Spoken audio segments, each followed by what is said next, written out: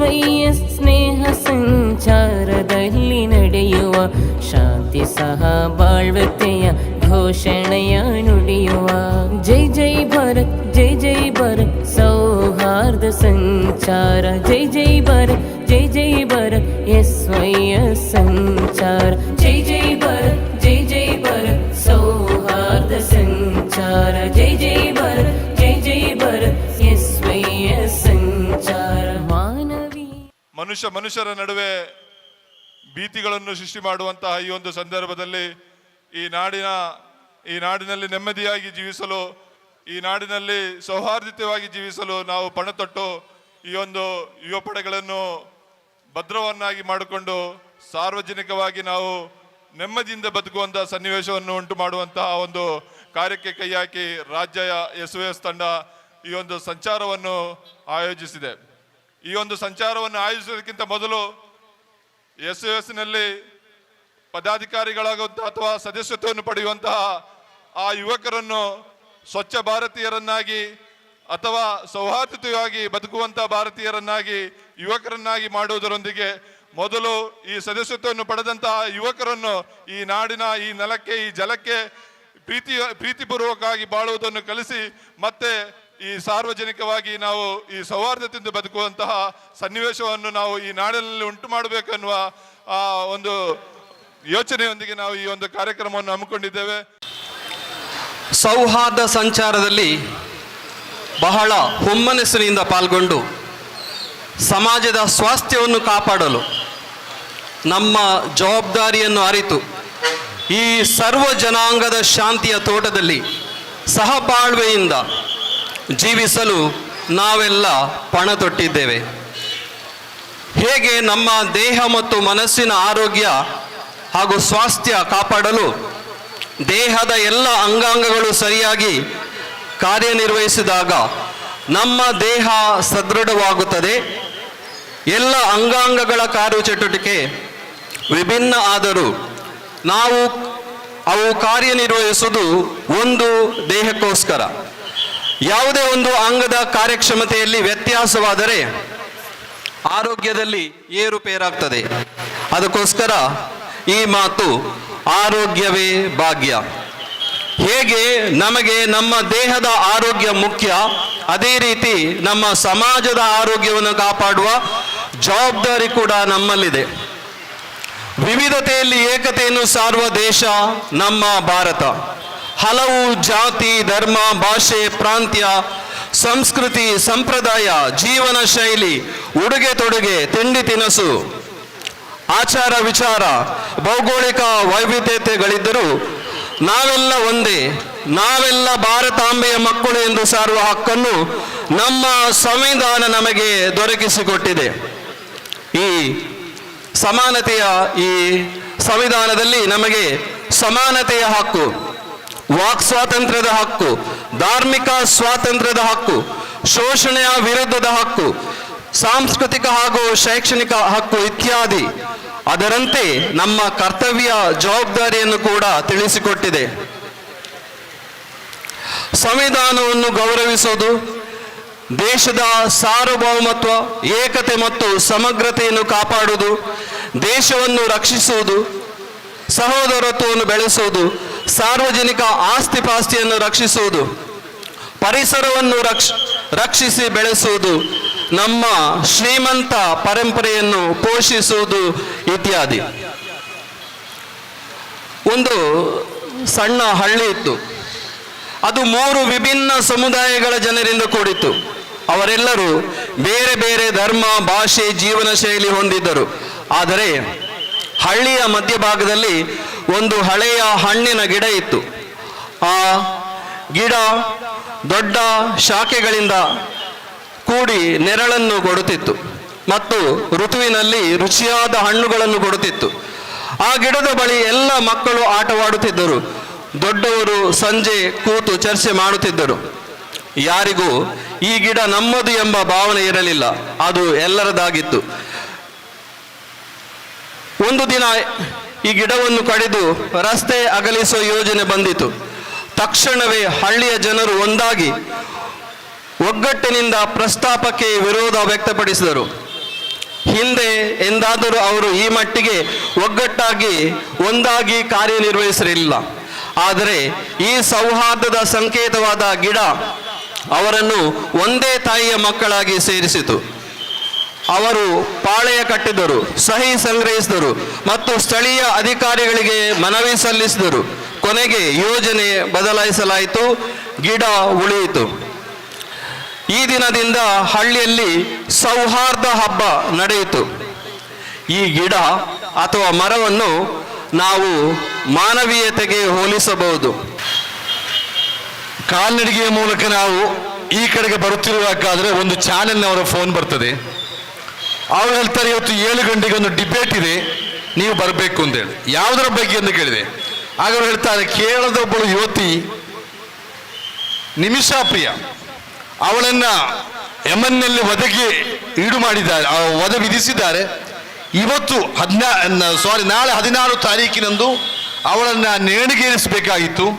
ಆದರೆ ಕೇಂದ್ರ ಸರ್ಕಾರ ಬಹಳಷ್ಟು ಪ್ರಯತ್ನ ಮಾಡಿ ಆ ಮರಣದಂಡನೆಯನ್ನು ತಪ್ಪಿಸಲಿಕ್ಕೆ ಸಾಧ್ಯ ಆಗಲಿಲ್ಲ.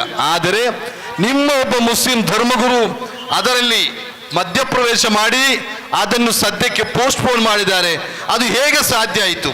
ಸರ್ಕಾರದಿಂದ ನಡೆಯದ್ದು ಹೇಗೆ ಒಬ್ಬ ವ್ಯಕ್ತಿಯಿಂದ ನಡೆಯಿತು ಅನ್ನುವುದರ ಬಗ್ಗೆ ನಾವು ಡಿಬೇಟ್ ಇಟ್ಟಿದ್ದೇವೆ, ಬರಬೇಕು ಅಂತ ಹೇಳಿದರು. ನಾನು ಬಹಳ ಹೆಮ್ಮೆಯಿಂದ ಹೇಳ್ತಾ ಇದ್ದೇನೆ, ಆ ಒಬ್ಬ ವ್ಯಕ್ತಿ ಯಾರು ಅಂತ ಕೇಳಿದರೆ ನಮ್ಮ ಸುನ್ನಿ ಯುವಜನ ಸಂಘದ ಮಾರ್ಗದರ್ಶಕರಾಗಿರುವ Sultan Ulema Indian grand mufti APU sir. ಅವರು ಇದಕ್ಕಿಂತ ಮೊದಲು 10 ವರ್ಷಗಳ ಹಿಂದೆ ಇದೇ ಕರ್ನಾಟಕದಲ್ಲಿ ಗುಲ್ಬರ್ಗದಿಂದ ಮಂಗಳೂರಿನವರೆಗೆ ಐತಿಹಾಸಿಕವಾದ ಒಂದು ಕರ್ನಾಟಕ ಯಾತ್ರೆಯನ್ನು ಮಾಡಿದರು. ನಿರಂತರವಾಗಿ ಅವರು ಇಂಥ ಯಾತ್ರೆಗಳ ಮೂಲಕ ಜನ ಸಮುದಾಯಕ್ಕೆ ಸೌಹಾರ್ದತೆಯನ್ನು ಬೋಧಿಸ್ತಾ ಇದ್ದಾರೆ. ಈ ನಿಮಿಷಾ ಪ್ರಿಯೆ ಎನ್ನುವ ಹೆಣ್ಣು ಯಾರು? ಅವಳು ಮುಸ್ಲಿಂ ಅಲ್ಲ, ಒಬ್ಬರು ಕ್ರೈಸ್ತ ಧರ್ಮಕ್ಕೆ ಸೇರಿದ ಒಬ್ಬ ಹೆಂಗಸು. ಆ ಹೆಂಗಸು ಮಾಡಿದ ತಪ್ಪು ಸಣ್ಣದಲ್ಲ, ಕೊಂದ ಅಪರಾಧ ಆ ಹೆಣ್ಣಿನ ಮೇಲಿರುವಂಥದ್ದು. ಕೊಂದದ್ದು ಯಾರನ್ನು? ತಮ್ಮ ಸಮುದಾಯಕ್ಕೆ ಸೇರಿದ ಮುಸ್ಲಿಂ ಮುಸ್ಲಿಂ ಯುವಕರನ್ನ ಕೊಂದಿರುವಂಥದ್ದು. ಆದರೆ ನಮ್ಮ ಇಸ್ಲಾಮಿಕ್ ಕೋರ್ಟಿನಲ್ಲಿ ಒಂದು ವ್ಯವಸ್ಥೆ ಇದೆ, ಕೊಲೆಗೆ ಪ್ರತೀಕಾರವಾಗಿ ಕೊಲೆ, ಅದರಲ್ಲಿ ಬಹಳಷ್ಟು ಅನುಕೂಲತೆ ಇದೆ. ಇನ್ನ ಫಿಲ್ ಕಿಸಾಸಿ ಹಯಾತ್, ಎಲ್ಲಿ ಒಬ್ಬರು ಕೊಂದರು ಅವರನ್ನು ತಿರುಗಿ ಕೊಂದರೆ ಹಲವಾರು ಬದುಕುಗಳಿಗೆ ರಕ್ಷಣೆ ಸಿಗುತ್ತದೆ. ಆದ್ದರಿಂದಲೇ ನೀವು ಇವತ್ತು ಇಸ್ಲಾಮಿಕ್ ರಾಷ್ಟ್ರಗಳಿಗೆ ಹೋದರೆ ಅಲ್ಲಿ ಕೊಲೆಗಳು ನಡೆಯುವುದಿಲ್ಲ, ಬಹಳ ಕಡಿಮೆ. ಯಾಕೆ? ಕೊಂದದ್ದು ಸಾಬೀತಾದರೆ ಪ್ರತಿಯಾಗಿ ಕೊಂದೇ ಬಿಡ್ತಾರೆ. ಇಲ್ಲಿ ಹಾಗೆಲ್ಲ, ಒಂದು ಸ್ವಲ್ಪ ಸಮಯ ಜೈಲಲ್ಲಿದ್ದು ಮತ್ತೆ ಬಂದು ಮತ್ತೆ ಹೊಸಬರನ್ನು ಕೊಲ್ಲಿಕ್ಕೆ ಸಾಧ್ಯ ಆಗ್ತದೆ, ಅಂತ ಒಂದು ಅವಕಾಶ. ಆದ್ದರಿಂದಲೇ ನಾವು ಹೇಳ್ತೇವೆ, ಕೊಲೆಗೆ ಪ್ರತಿಯಾಗಿ ಮರಣದಂಡನೆಯನ್ನು ವಿಧಿಸಬೇಕು. ಆದರೆ ಇನ್ನೊಂದು 2ನೇ ಆಪ್ಷನ್ ಇದೆ ಇಸ್ಲಾಮಿನಲ್ಲಿ. ಯಾವ ವ್ಯಕ್ತಿ ಕೊಲೆಯಾಗಿದ್ದಾರೆ ಆ ಕೊಲೆಯಾದ ವ್ಯಕ್ತಿಯ ಕುಟುಂಬಿಕರು ಅವನಿಗೆ ಕ್ಷಮೆ ಕೊಟ್ಟು ಬೇಕಾದಷ್ಟು ಹಣವನ್ನು ಅವನಿಂದ ಪಡೆದು ತಮ್ಮ ಬದುಕನ್ನು ಚೆನ್ನಾಗಿಟ್ಕೊಳ್ಬಹುದು, ಅವನ್ನು ಉಳಿಸಬಹುದು. ಈ ಒಂದು 2ನೇ ಆಪ್ಷನ್ ಅನ್ನು ಜಾರಿಗೆ ತರಲಿಕ್ಕೆ ಬೇಕಾಗಿ ಯಾರಿಗೂ ಸಾಧ್ಯ ಆಗಿರಲಿಲ್ಲ. ಸುಲ್ತಾನ್ ಉಲೆಮಾ ಆ ವಿಷಯದಲ್ಲಿ ಮಧ್ಯಸ್ಥಿಕೆ ವಹಿಸಿ ಇವತ್ತು ಅದರ ಬಗ್ಗೆ ಚರ್ಚೆಗಳು ನಡೀತಾ ಇದೆ. ಸದ್ಯಕ್ಕೆ ನಾಳೆಯ ಮಟ್ಟಿಗೆ ಆಕೆಯ ವಧೆ ತಪ್ಪಿ ಹೋಗಿದೆ. ಇದನ್ನು ನಾನಿಲ್ಲಿ ಯಾಕೆ ಹೇಳ್ತಾ ಇದ್ದೇನೆ ಅಂತ ಹೇಳಿದರೆ, ಒಬ್ಬ ಮುಸ್ಲಿಂ ಧರ್ಮಗುರು ಒಬ್ಬ ಮುಸ್ಲಿಂ ಯುವಕನನ್ನು ಕೊಂದ ಯುವತಿ, ಆ ಯುವತಿಯ ಅದು ತನ್ನ ಧರ್ಮಕ್ಕೆ ಸೇರದ ಕ್ರೈಸ್ತ ಧರ್ಮಕ್ಕೆ ಸೇರಿದ ಒಂದು ಯುವತಿ. ಆದರೆ ಆ ಯುವತಿಯ ಪರವಾಗಿ ಇವತ್ತು ಅವರು ಇಲ್ಲಿ ಬಹಳಷ್ಟು ಸಕ್ರಿಯವಾಗಿ ದುಡಿದರು. ಯಾಕೆ ಅಂತ ಕೇಳಿದರೆ, ನಮ್ಮಲ್ಲಿ ಮಾನವತೆ ಬಹಳ ಮುಖ್ಯ. ಇಲ್ಲಿ ಜಾತಿ ಮತ ಪಕ್ಷ ಪಂಗಡಗಳನ್ನು ನೋಡಬಹುದು, ಎಲ್ಲರನ್ನು ವಿಶಾಲವಾಗಿ ಕಾಣುವಂತ ಒಂದು ಮನೋಭಾವ. ಆದ್ದರಿಂದಲೇ 10 ವರ್ಷದ ಹಿಂದೆ ಕರ್ನಾಟಕ ಯಾತ್ರೆಗೆ ಅವರು ಕೊಟ್ಟ ಸ್ಲೋಗನ್ ರೆಸ್ಪೆಕ್ಟ್ ದಿ ಮ್ಯಾನ್ಕೈಂಡ್, ಮಾನವರನ್ನ ಮನುಕುಲವನ್ನು ಗೌರವಿಸಿ ಅನ್ನುವಂಥದ್ದು. ನನ್ನ ಪ್ರೀತಿಯ ಸಹೋದರರೇ, ಇಂಥ ಉದಾತ್ತವಾದ ಸಂದೇಶಗಳು ಪ್ರವಾದಿ ಸಲ್ಲಲ್ಲಾಹು ಅಲೈಹಿ ವಸಲ್ಲಂ ಅವರ ಜೀವನ ಪರ್ಯಂತ ನಾವು ಕಾಣ್ತಾ ಇದ್ದೇವೆ. ನಾನು ಒಂದು ದಿವಸ ತಲಪಾಡಿ ಅಲ್ಲಿ ಚೆಕ್ ಪೋಸ್ಟ್ ಟೋಲ್ ಗೇಟ್ನಲ್ಲಿ ಒಂದು ಕಡೆ ನಿಲ್ಲುವಾಗ ನನ್ನ ಎದುರಿನಲ್ಲಿ ಒಂದು ಗಾಡಿ ಇತ್ತು. ಆ ಗಾಡಿ ಯಾರ್ದು ಗೊತ್ತಾ?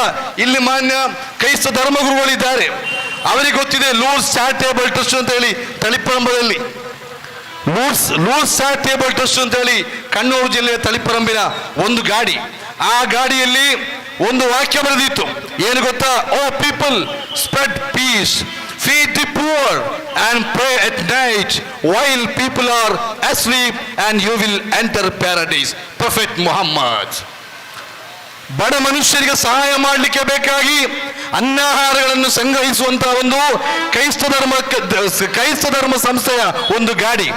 ಆ ಗಾಡಿಯಲ್ಲಿ ಕೊಟ್ಟ ಒಂದು ವಚನ ಕೋಟ್ ಪ್ರವಾದಿ ಮುಹಮ್ಮದ್ ರಸೂಲುಲ್ಲಾಹಿ ಸಲ್ಲಲ್ಲಾಹು ಅಲೈಹಿ ವಸಲ್ಲಮರ ಒಂದು ಕೋಟ್ ಆಗಿತ್ತು. ಅಯ್ಯುಹನ್ನಾಸ್ ಅಫ್ಶು ಸಲಾಂ ವಾತಇಮು ತುಆಮ್ ವಸಲ್ಲು ಬಿಲ್ಲೈಲಿ ವನ್ನಾಸು ನಿಯಾಮುನ್ ತದ್ಖುಲುಲ್ ಜನ್ನತ ಬಿಸ್ಸಲಾಂ.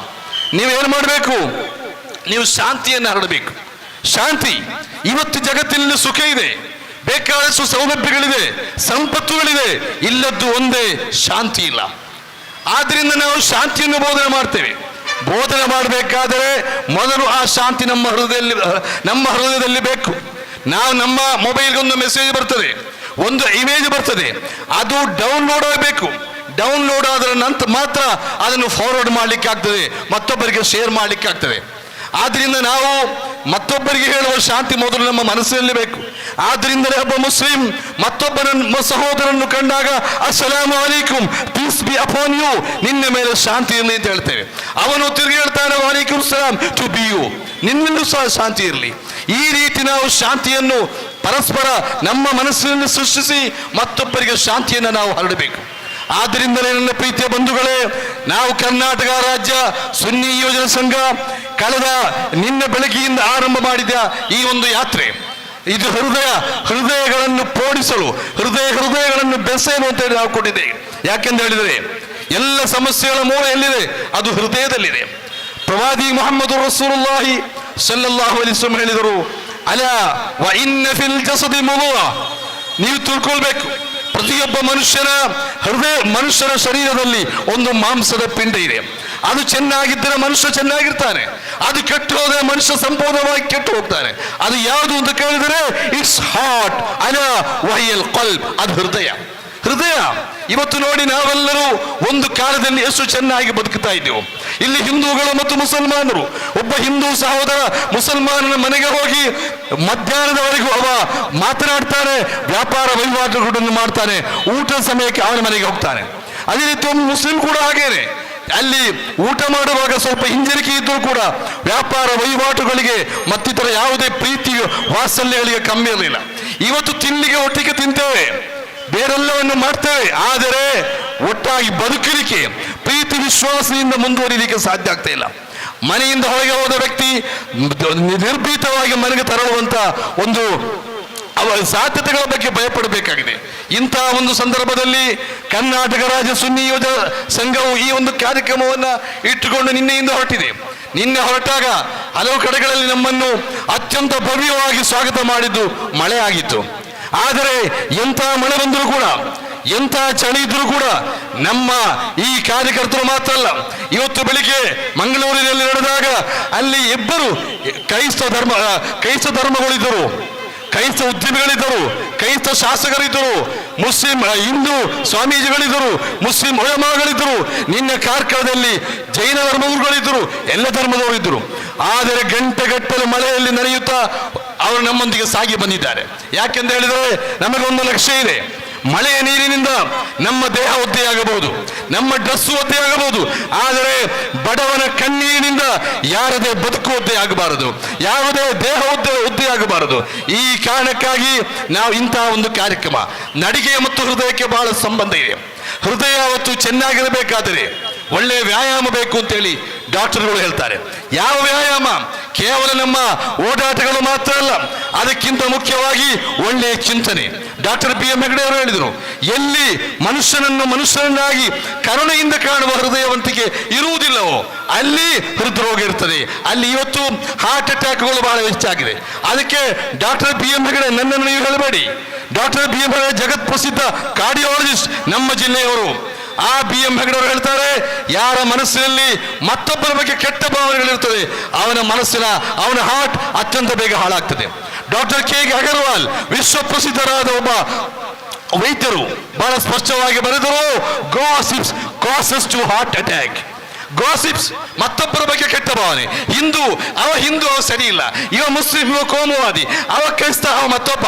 ಈ ರೀತಿ ಮತ್ತೊಬ್ಬನನ್ನು ಕೀಳಾಗಿ ಕಾಣುವಂತಹ ಮನಸ್ಸು ಯಾರಿಗಿರ್ತದೆ ಅವ ಹಾರ್ಟ್ ಅಟ್ಯಾಕ್ಗೆ ಬೇಗ ಹೋಗ್ತಾನೆ ಅಂತ ಹೇಳಿ ಡಾಕ್ಟರ್ ಕೆ.ಕೆ. ಅಗರ್ವಾಲ್ ಹೇಳ್ತಾರೆ. ಅದನ್ನೇ ಪ್ರವಾದಿಗಳು